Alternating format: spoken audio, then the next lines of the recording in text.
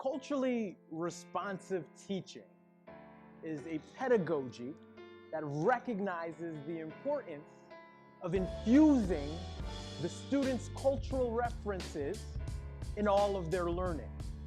I think people, when they use the term culturally responsive or culturally relevant pedagogy, forget that the base of the word is culture.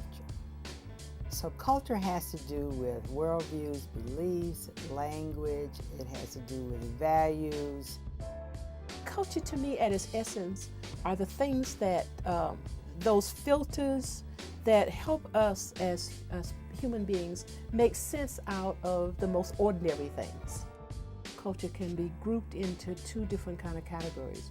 You can talk about visible culture and invisible culture, or tangible and intangible. The tangible, I would translate that to say the crafts, the music, the art, the technology. And those are important, but I think the more important are the intangible. And these are values, beliefs, feelings, opinions, perspectives, assumptions.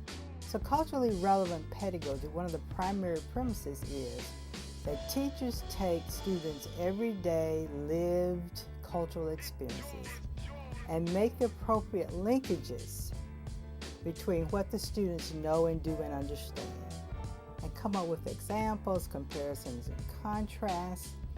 They make the connections. They are cultural translators. They are cultural bridge builders.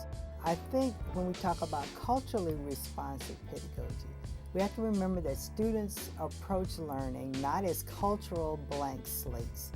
So they bring into the classroom all of those cultural experiences.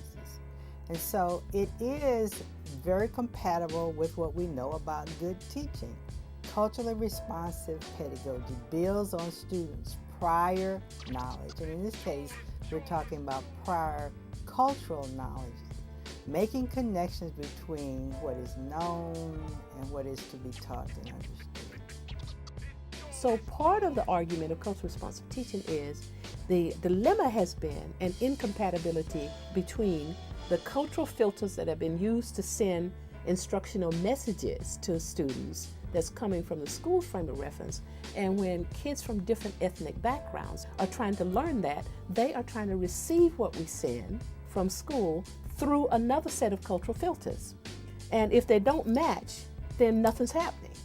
So cultural responsive teaching then says is that rather than always insisting that the students adapt to the culture of the school needs to adapt and modify some of its sending messages, its sending mechanism.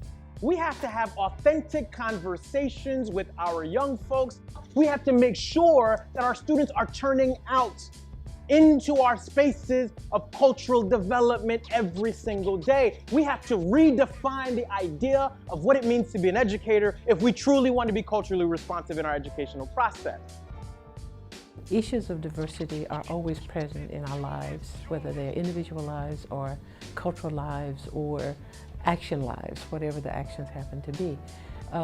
So if that's indeed the case, and if you're talking about the educational enterprise, you want to make that much more effective and successful for students from different cultural frames of reference.